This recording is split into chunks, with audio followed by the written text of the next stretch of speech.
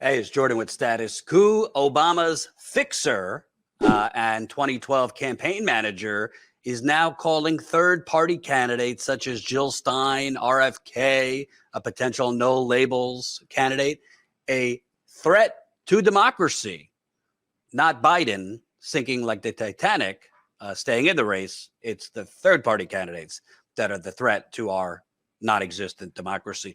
Let's take a listen to this gem. Again, this is from Jim Messina, who was Obama's campaign manager in 2012 and became known throughout Washington, D.C. circles as Obama's fixer. And I don't want to go back to something the governor said, because I completely agree. Like, the big fear here, the reason I don't sleep at night, in a head-to-head election, Joe Biden will beat Donald Trump, but we might not have a head-to-head election. And these third parties that the governor was talking about are the biggest threat, I think, to democracy. And it's why I have problems sleeping. And we got to focus more on this because it's a real issue. But the biggest threat to democracy, the third-party candidates? Yeah, because I think they could elect Donald Trump. I really do. I think that the math could change in a way that let you pull Jill Stein and Kennedy and the no labels, and you're really starting to change the math on how you win a presidential election. And I really do believe, and I think the governor would agree, that Donald Trump is a threat to democracy. It's why he didn't endorse him either time, and it's why a bunch of us think we just need to do whatever we can to make sure he's not the nominee. And I think the third parties could play right into his hands. You know, I would agree. Donald Trump certainly is a threat, openly saying and giggling that he'd be a dictator on day one. And when you have a threat like that, you should take it seriously and do everything you can to try and defeat the threat. So why wouldn't Messina and the rest of the Democratic Party scumps in D.C. be trying to get Biden to gracefully step away? Because they don't want to end the corporate money train that is the corporate Democratic Party. And I would also answer that this threat to democracy, I think a bigger threat to democracy is a governmental system marked by legalized bribery, and candidates and presidents and senators and congressfolk taking legal bribes from Wall Street, big banks, fossil fuels companies, big pharma, big real estate, Silicon Valley, the military industrial complex. That's kind of a threat to democracy, because then our so-called representatives we elect are representing corporate interests rather than us. I'd also call it a threat to democracy when the winner of the popular vote does not become the president. Wouldn't you call that a threat? When you could get 3, 4, 5 million more votes than the next guy or gal, but still, because of a outdated electoral college system, not become the leader? I would also call it a threat to democracy when you literally have, in the wealthiest country on earth, Americans rationing insulin, choosing between groceries and the electric bill, groceries or medicine for their children. Why? Because we have a bought-off government that hasn't raised the minimum wage in 15 years. I could go on and on. But apparently Jim Messina, Obama's fixer, he was called, doesn't see that as a grave threat to democracy. I want to show you the Real Clear Politics average of the polls, because let's take a look. Is he being honest about this math? Well, if you look at the average of the polls, when you include Trump, Biden, RFK, Cornel West, Jill Stein, and this is national, so we're not looking at the states, just a national average of a 1, 2, 3, 4, 5-way race. Trump is up about 6 points over Biden. RFK is 13.6, so that's almost 14 percentage points. Cornel West, who, you know, I'm a big fan of, hasn't really launched an actual campaign yet, isn't doing events or anything like that, 2.4%. And Jill Stein, who just announced she's running for the Green Party nomination, 2.2%.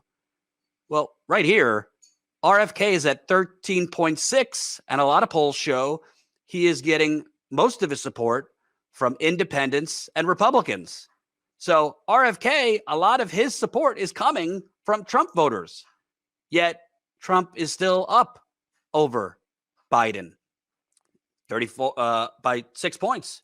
if you add West and Stein together, and again, just an average of the polls, if you gave every one of these votes from West and Stein, and we know that this is not how it works, you give every one of these votes to Biden, Trump's still beating Biden. And this is a national poll, so we're not even talking about Michigan, where it's going to be a close state, and Biden has lost a lot of support among Arab Americans who do not like that he is, and the United States Congress is signing a blank check for Israel as they carpet bomb Gaza. I don't believe the numbers, frankly. I think it's closer to 20,000 innocent Gazans who have died over the last 2 months as Israel continues to just openly lay siege to Gaza. So if Biden loses Michigan by a small amount, is the threat to democracy Jill Stein, Cornel West, and RFK?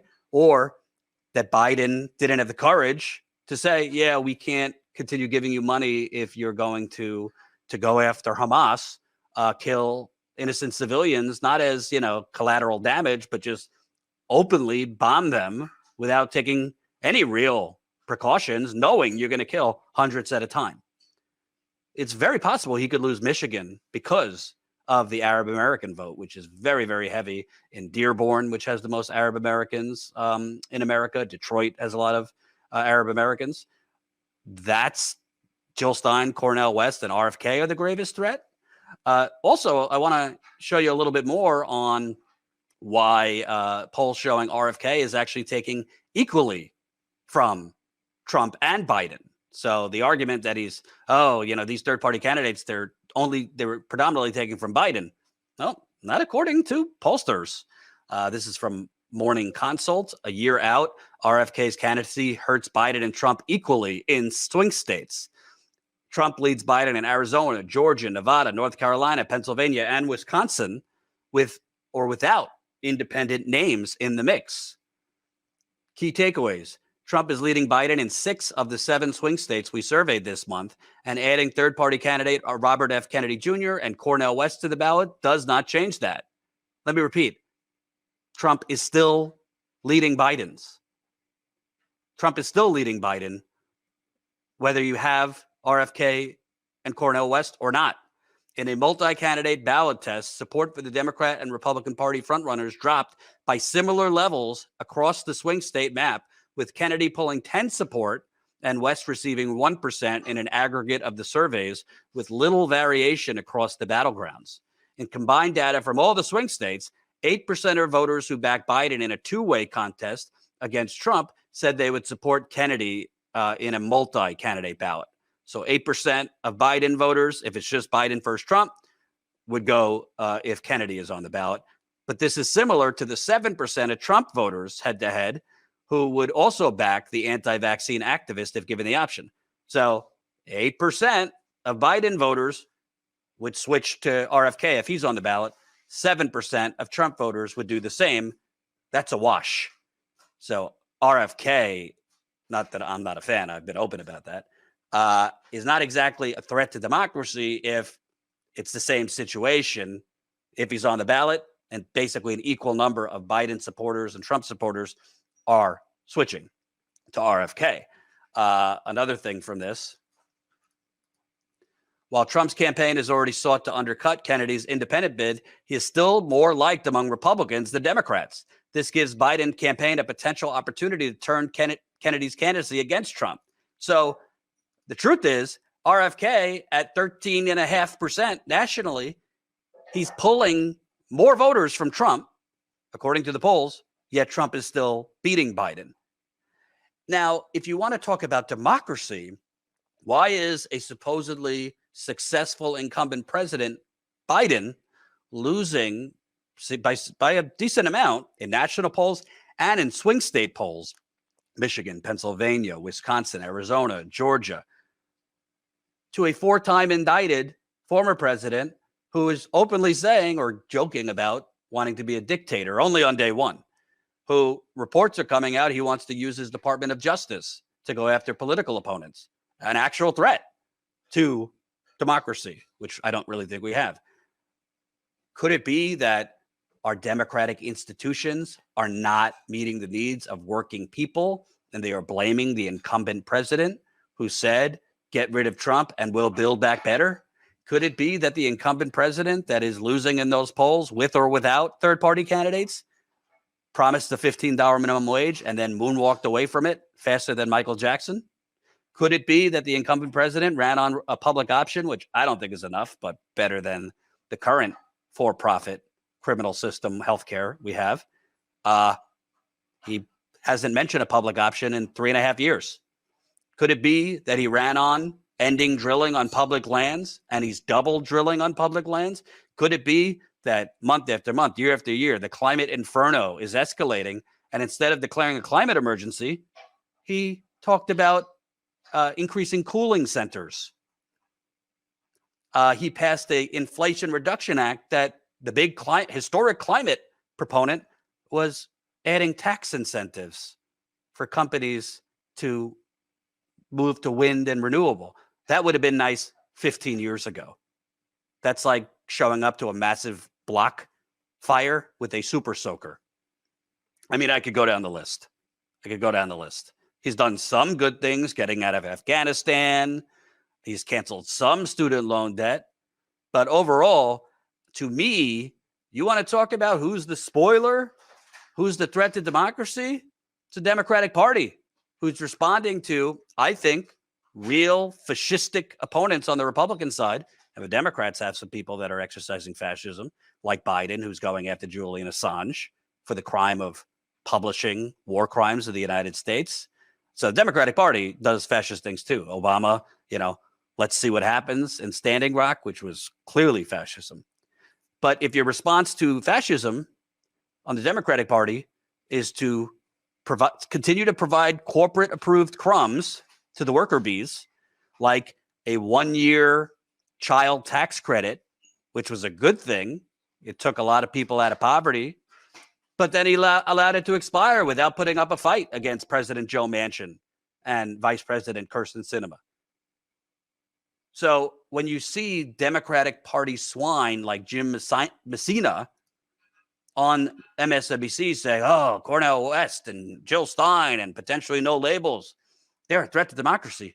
No, the threat to democracy is your own party, who has chosen to continue to serve Wall Street, the fossil fuckers, big pharma, real estate, Silicon Valley, instead of fighting for the working class. And if you're interested, this is from The Intercept a couple years ago. Here's a little tidbit about this gladiator for democracy, Jim Messina. Up until 2002, Messina was still largely unknown. But that year, when managing Max Baucus's Senate reelection campaign, he released one of the more homophobic ads of modern political times. You don't say. It featured footage from a 20-year-old TV ad for a hair salon run by Baucus's opponent, Mike Taylor, who at the time was 20 points behind in the polls and had no chance of winning, who was seen massaging a man's face while wearing an open front shirt and hence was obviously supposed to be gay. The ad, set to a porn soundtrack, caused Taylor to drop out of the race. When he announced 2 weeks later that he was resuming a limited campaign aimed largely at, quote, getting the slander out of Montana politics, Messina issued a public letter that asked Taylor to sign a, quote, clean campaign pledge for the remainder of the race. Unbelievable. This guy runs an ad, oh, he's gay because he massaged a man's face at a hair salon. And he asked the man he slandered to sign a pledge to run a clean campaign. This sort of scrumminess put Messina on the map in Democratic circles. He also became known as a world-class asshole who kept, quote, an enemies list on an Excel spreadsheet. Everybody was a douchebag, says the person who knew him then. He kept a score. In 2008, Messina joined Obama's presidential campaign and after the inauguration was named as the deputy chief of staff under the awful Rahm Emanuel. One of his first jobs was to salvage Timothy Geithner's confirmation as Treasury Secretary, which was endangered due to tax irregularities.